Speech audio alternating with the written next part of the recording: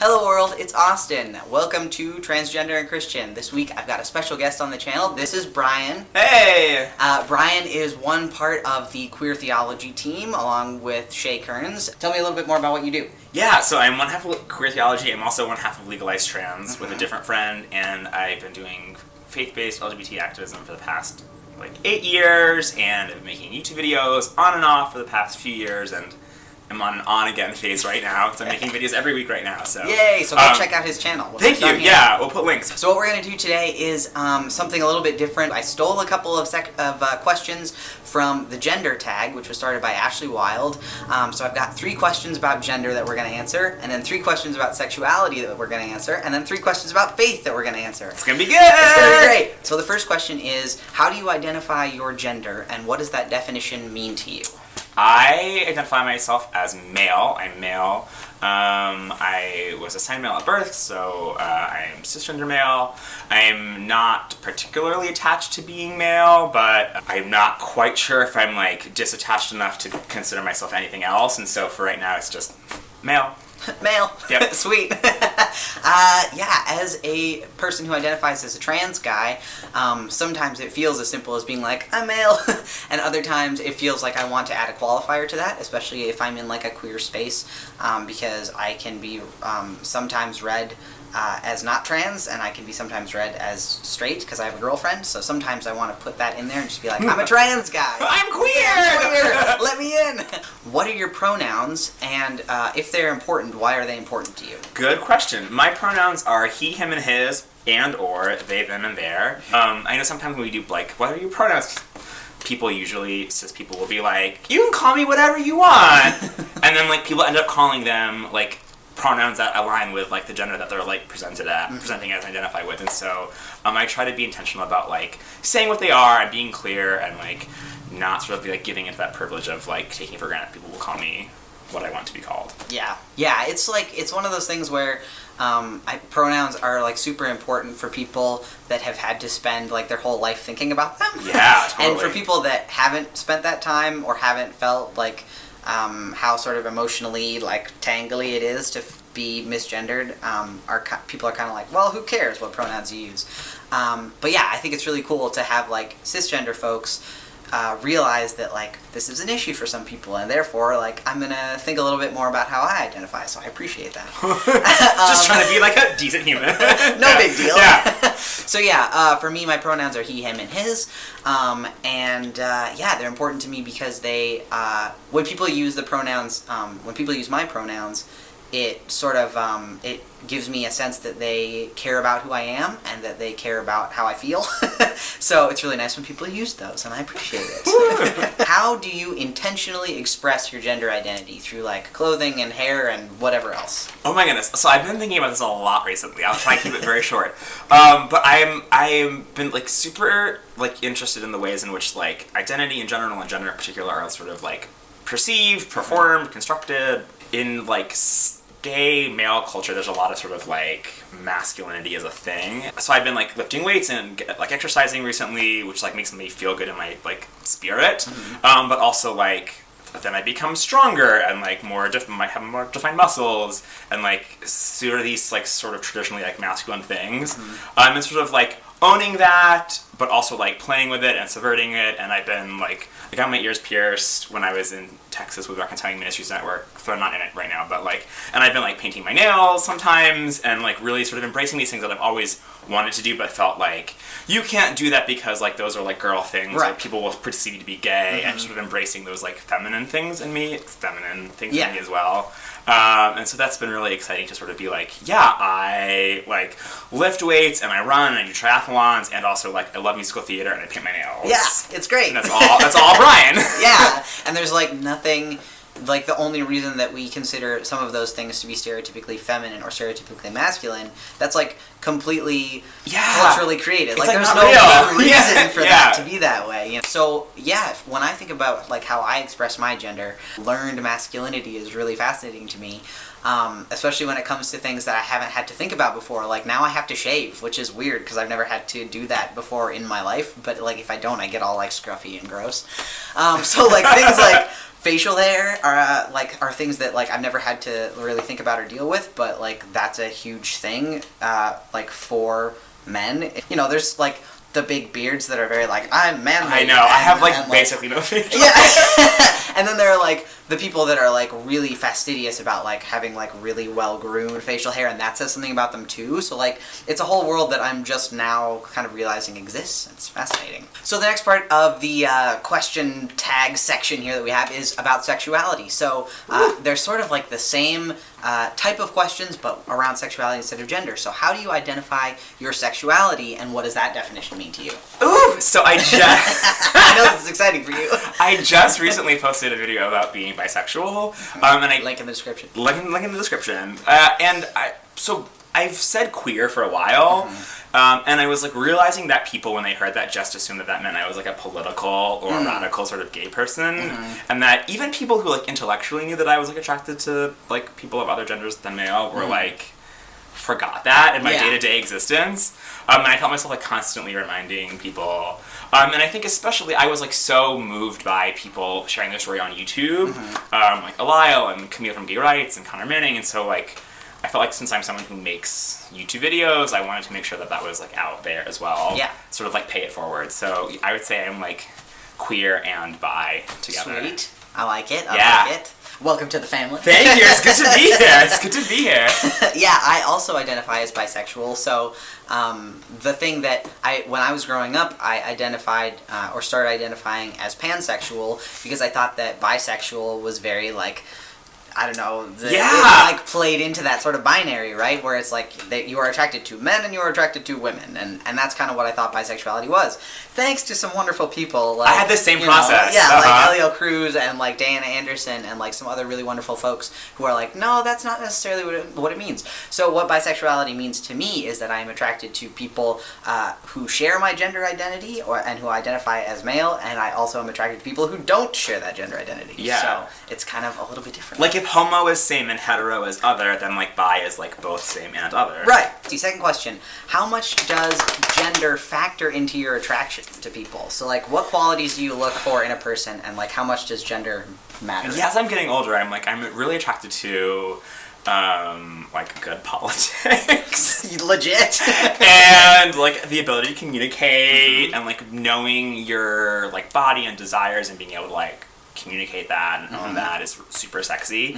And so that sort of I think transcends like gender and body types and ethnicities. I feel the same way about these sort of other more like intellectual or brainy things being more attractive than necessarily like how somebody presents or what their gender is. Yeah. I think I'm most attracted to people that have like really creative minds and really people that are just really smart. Like I mean I have a girlfriend who is like incredibly smart, and so that is sort of like my first go-to thing. Like if I get into conversation with somebody and I'm just like fascinated by the way their mind works, the rest kind of doesn't, like, I mean, like, it factors in, but it's kind of, like, after the fact.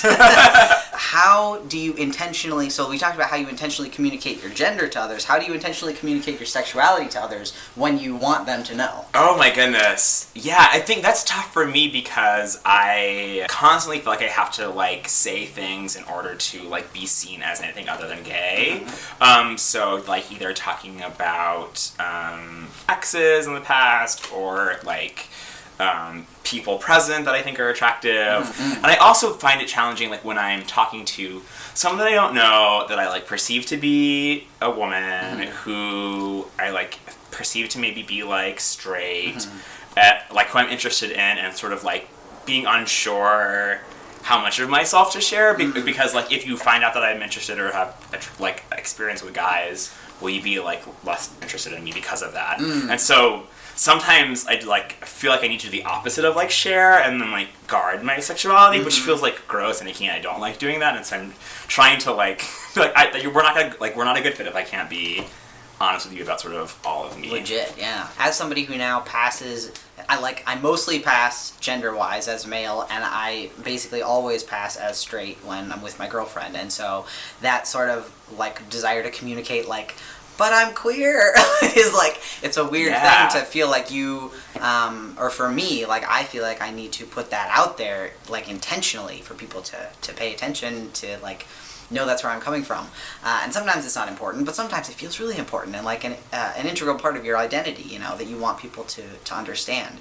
So when I think about how I express my sexuality, I think it's sort of the same in like talking about, you know, exes in the past and talking about my experience, like not identifying as a lesbian when I was pre-transition and with my girlfriend, but being perceived as a lesbian and like how that changed, like from like walking down the street like 2 years ago when I was seen as female versus now, and like the reactions are different. Last tag, we got 3 more questions.